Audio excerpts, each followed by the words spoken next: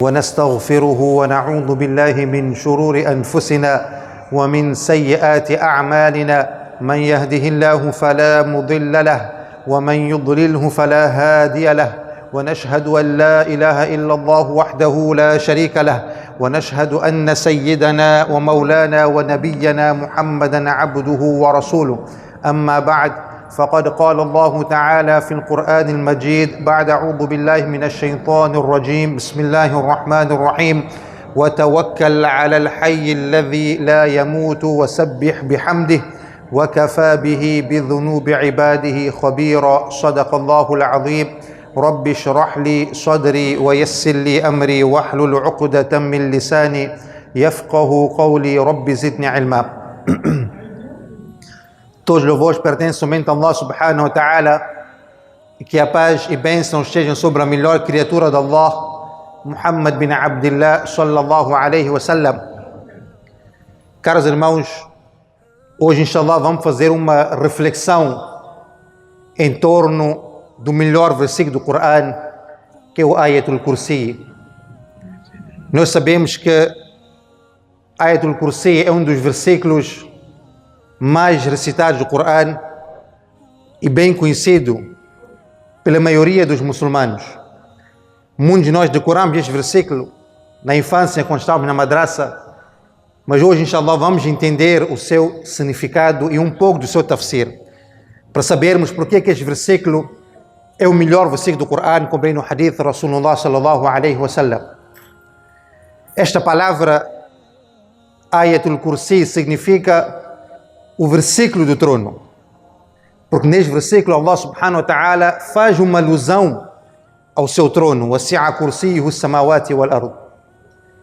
E o tema deste grande versículo é o monoteísmo puro, o tawhid e a grandeza dos atributos de Allah subhanahu wa ta'ala.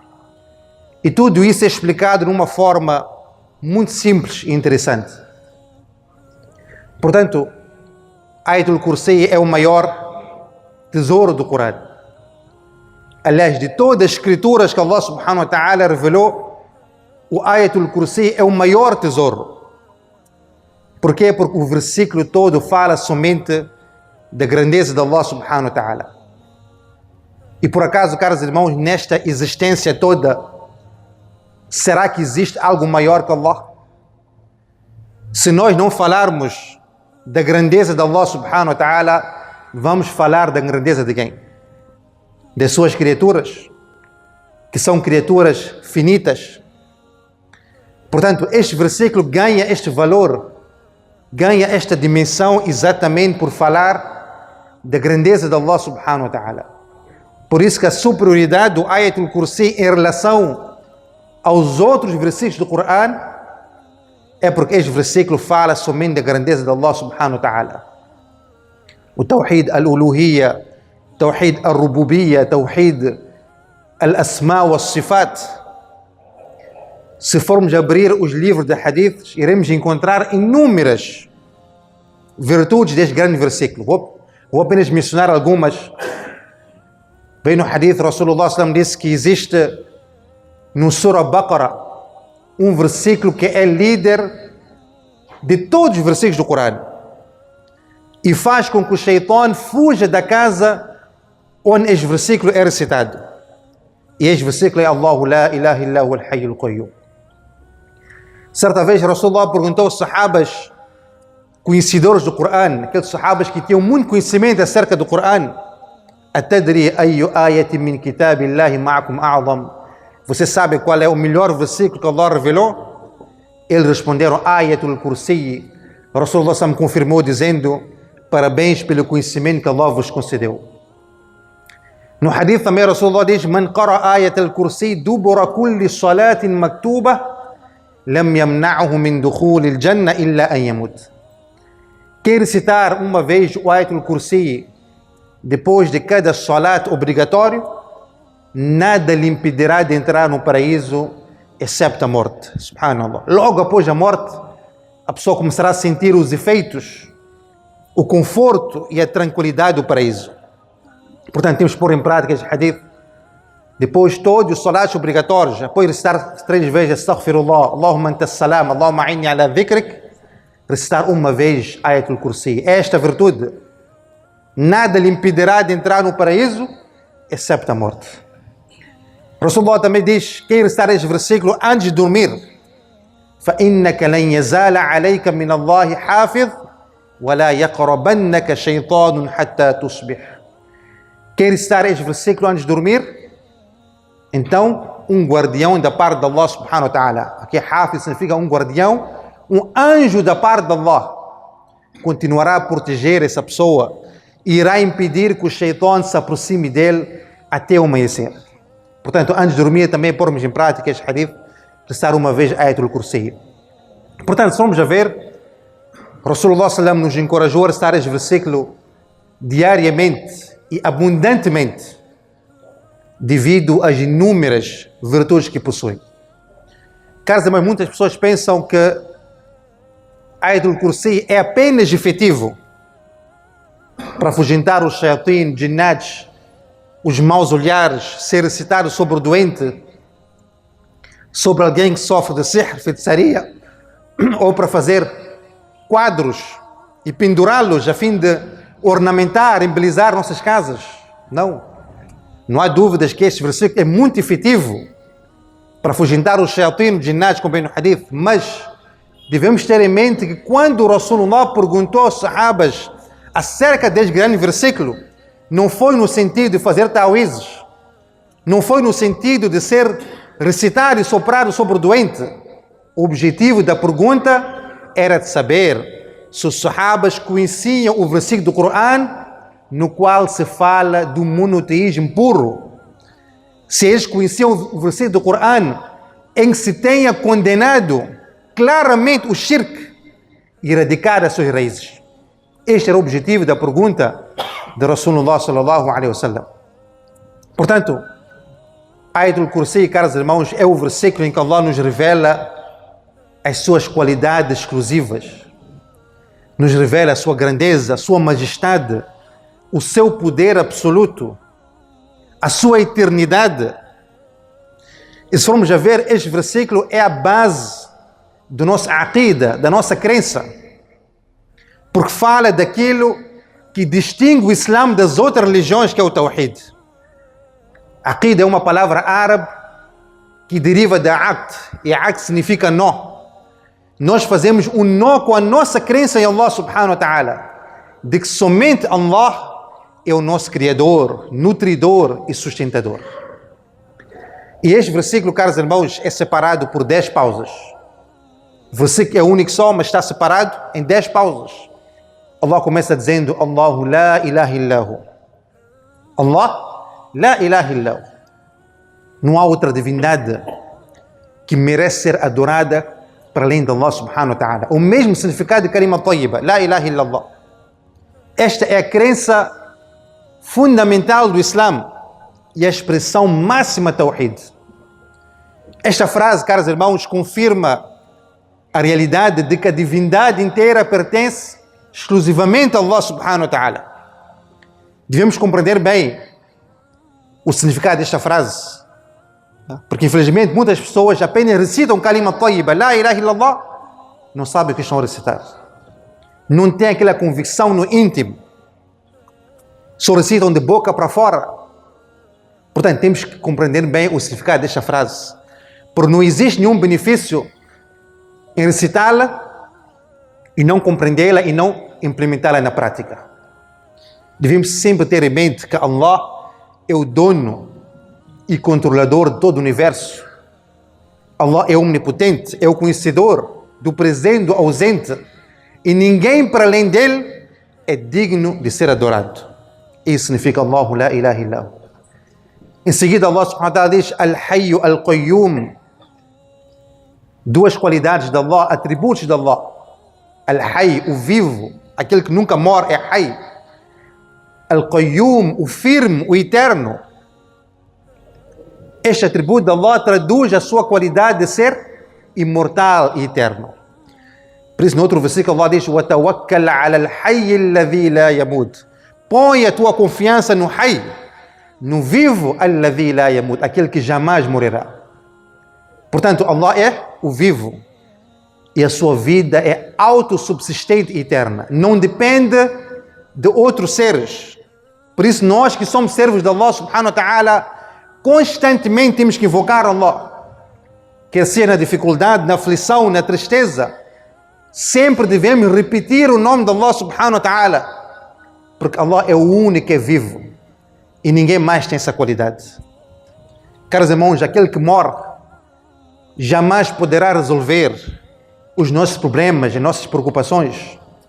Por isso, aqueles que além de Allah invocam as criaturas, invocam o profeta na sua campa, pedem coisas ao profeta na sua campa, pedem coisas a um santo como Sheikh Abdul Qadir Jilani, será que podemos considerá-los como muçulmanos? Nós sabemos, caros irmãos, que shirk é o maior pecado no Islã. Allah não tolera e jamais perdoará o shirk. Allah próprio no Corão diz: Inna Allah la yaghfiru an yushraka bih wa yaghfiru ma duna dhalika liman yasha. Allah jamais perdoará que ele associe a outras divindades, mas ele perdoará todas as outras coisas a quem ele quiser. وَمَنْ يُشْرِكْ بِاللَّهِ فَقَدْ ضَلَّ ضَلَالًا بَعِيدًا. Quem associa parceiros a Allah, ele desencaminha-se para muito longe. E no tafsir deste ayah, Al-Hayy Al-Qayyum, os mufassirin escrevem que dentre os nomes e atributos de Allah, o Al-Hayy Al-Qayyum são Ismi A'zam, possuem um grande valor perante Allah. E dizem que quem invocar Allah através desses nomes, o seu dua será aceito, inshallah. Por isso, quando a gente faz dua, constantemente temos que repetir esses dois nomes de Allah: Ya Hayyu Ya Qayyum, Ya Hayyu Ya Qayyum. Desta forma, nossos duas também serão aceitos, inshallah. Em seguida, Allah subhanahu wa ta'ala diz: La ta'khudhuhu sinatun wa la nawm. Allah diz: nem a sonolência e nem o sono o tomam. Allah não dorme e nem soneca. Isso significa: La ta'khudhuhu sinatun wa la nawm. Caros irmãos, se Allah dormisse, quem iria controlar o universo? Quem iria controlar os céus, a terra, o sol, a lua, os astros, os oceanos? Quem iria controlar tudo isto? Nós, seres humanos, somos afetados pelo sono devido ao cansaço físico e mental que nos atinge. Por isso, quando despertamos do sono, aí ficamos frescos. E nenhum servo, quer seja ele um profeta, um mensageiro, um santo, pode ser o maior buzruque do mundo, pode ficar sem dormir. Mas Allah, que é o nosso Criador, ele não precisa dormir. Vem um hadith, um riwayat Ibn Abbas radhiyallahu anhu, narra certa vez, os Banu Israel perguntaram ao profeta Musa alayhi salam: "Oh Musa, será que o teu Senhor dorme?" Musa alayhi salam disse a eles: "Vocês não têm vergonha de fazer esse tipo de perguntas?" Então Allah subhanahu wa ta'ala chamou a Musa e disse: "Oh Musa, eles, o teu povo, estão-te a perguntar: será que o teu Rabb dorme? Oh Musa, faça o seguinte: pega 2 garrafas nas tuas mãos e mantém-te de pé durante toda a noite." Musa alayhi salam fez isso. Vem no riwayat, quando havia passado uma terça parte da noite, Musa alayhi salam sonecou e caiu de joelhos. Depois levantou-se e agarrou a garrafa de novo. Quando atingiu a última parte da noite, Musa alayhi salam sonecou de novo e as 2 garrafas caíram das suas mãos e partiram-se. Então Allah subhanahu wa ta'ala chamou a ele e disse: "Oh Musa, se eu dormisse, os céus e a terra teriam caído, destruindo-se, assim como se partiram as 2 garrafas nas tuas mãos." Subhanallah. É isso. La ta'khudhuhu sinatun wa la nawm. Allah não dorme e nem soneca. Depois Allah diz: Lahu ma fi samawati wa ma fi al-ard. A Allah pertence tudo quanto existe nos céus e na terra. Tudo que seja concebível ou imaginável faz parte da criação e do universo, está sujeito à autoridade de Allah subhanahu wa ta'ala. Tudo que a gente possa imaginar, os anjos, os seres humanos, as montanhas, Allah é o dono de tudo e de todos. Tudo que a gente tem, Allah está nos a emprestar. Nós não somos donos de nada. É um empréstimo da parte de Allah subhanahu wa ta'ala. Isso significa lahu ma fi samawati wa ma fi al-ard. Depois Allah faz uma pergunta: Man dhalladhi yashfa'u 'indahu illa bi'idhni. Quem pode interceder perante Allah? a favor de alguém, sem a permissão de Allah subhanahu wa ta'ala. Ninguém, caros irmãos, ninguém consegue interceder junto de Allah a favor de quem quer que seja, sem a permissão de Allah subhanahu wa ta'ala. Isto retira logo qualquer possibilidade de pensar que alguma criatura pode nos beneficiar ou prejudicar sem a permissão de Allah subhanahu wa ta'ala. Por isso que aqueles que recorrem à feitiçaria, à bruxaria para resolverem os seus problemas, tudo isso que eles fazem não tem nenhuma validade. Por quê? Porque este universo tem dono. Este universo é regido pelas leis de Allah subhanahu wa ta'ala. É regido pela vontade de Allah, pela força e pelo poder de Allah subhanahu wa ta'ala. Man dha alladhi yashfa'u 'indahu illa bi'idhnih. Nenhum mensageiro, nenhum profeta, nenhum santo, ninguém consegue interceder junto de Allah a favor de quem quer que seja. E ninguém consegue obrigar Allah a fazer o que ele não quer fazer. E ninguém consegue impedi-lo de fazer o que ele quer fazer. La yus'alu amma yaf'al wa hum yus'alun. Allah diz, nós, seres humanos, seremos questionados. La yus'al, mas Allah ninguém pode questionar. Ele faz e desfaz porque ele é o nosso Criador, é o nosso Rabb. Então isso significa man dha alladhi yashfa'u 'indahu illa bi'idhnih. Em seguida Allah subhanahu wa ta'ala diz, ya'lamu ma bayna aydihim wa ma khalfahum. Que Allah sabe o que está na frente deles, o que está atrás deles. O que significa isso? O sentido desta frase, caros irmãos, está relacionado diretamente à omnisciência de Allah subhanahu wa ta'ala. Isso quer dizer que o conhecimento de Allah é ilimitado. Não podemos medir quanto conhecimento Allah tem. Ninguém pode medir. É por isso no Juz 11 Allah diz وَمَا يَعْزُبُ عَنْ رَبِّكَ مِنْ مِثْقَالِ ذَرَّةٍ فِي السَّمَاوَاتِ وَلَا فِي الْأَرْضِ وَلَا أَصْغَرُ مِنْ ذَلِكَ وَلَا أَكْبَرُ. Allah diz, nada escapa a Ele. Nada escapa a Ele. Nem o peso de um átomo, algo que a gente nem consegue ver, ou algo menor ou maior do que isto, nos céus e na terra, nada escapa a Ele. Subhanallah. E nenhum grão, como vem o próprio Allah subhanahu wa ta'ala diz no Coran, وَمَا تَسْقُطُ مِنْ وَرَقَةٍ وَلَا يَعْلَمُهَا وَلَا رَطْبٍ وَلَا يَابِسٍ إِلَّا فِي كِتَابٍ مُبِينٍ. Allah diz, nenhuma folha cai da árvore e nenhum grão germina nas profundezas da terra sem o conhecimento de Allah e sem a permissão de Allah subhanahu wa ta'ala. Subhanallah. Esta é uma das exclusividades que pertence somente a Allah subhanahu wa ta'ala. Ninguém consegue ocultar absolutamente nada de Allah. Nós podemos ocultar dos homens semelhantes a nós, mas de Allah ninguém consegue ocultar. Ninguém consegue se esconder de Allah subhanahu wa ta'ala. E Allah conhece o passado, o presente e o futuro de cada um de nós. E ninguém para além dele tem essa qualidade. Nós nem sabemos quando vamos morrer, como vamos morrer, onde seremos sepultados. Ninguém sabe. Só Allah quem sabe tudo isto. Ya'lamu ma bayna aydihim wa ma khalfahum. Isso significa que o conhecimento de Allah é ilimitado. Não podemos medir quanto conhecimento Allah tem. Depois Allah diz, وَلَا يُحِيطُونَ بِشَيْءٍ مِنْ عِلْمِ إِلَّا بِمَا شَاءَ. Ninguém pode atingir os conhecimentos de Allah senão o que Ele permitir. No tafsir desta ayah, os mufassirin escrevem que ninguém conhece com profundidade uma parte, por mais ínfima que seja, do conhecimento de Allah. Ninguém conhece. E ainda escreve que nós podemos levar todo o conhecimento dos homens, desde o tempo de Adam alayhi salam até o último homem que existirá na face da terra. Todo esse conhecimento perante o conhecimento de Allah é uma gota no oceano. Não tem nenhuma validade. É por isso no Coran, caros irmãos, quando Allah nos fala do seu conhecimento, o que Allah diz? قُلْ لَوْ كَانَ الْبَحْرُ مِدَادًا لِكَلِمَاتِ رَبِّي لَنَفِدَ الْبَحْرُ قَبْلَ أَنْ تَنْفَدَ كَلِمَاتُ رَبِّي. Allah diz, se as águas de todos os oceanos do mundo, se as águas de todos os oceanos do mundo se transformassem em tinta, e com essa tinta a gente começar a escrever as palavras de Allah, a grandeza de Allah, Allah diz, tudo iria acabar, mas as palavras de Allah jamais acabariam. Allah ainda diz, وَلَوْ جِئْنَا بِمِثْلِهِ مَدَدًا. Mesmo se Allah tivesse trazido outros oceanos para reforçar, para além deste nós conhecemos, Allah diz, tudo iria acabar, mas as palavras de Allah jamais acabariam. É isso que Allah diz no Coran sobre o seu conhecimento. Nós pensamos sobre alguma coisa, formamos nisto, temos isto, possuímos tanta riqueza, não somos nada.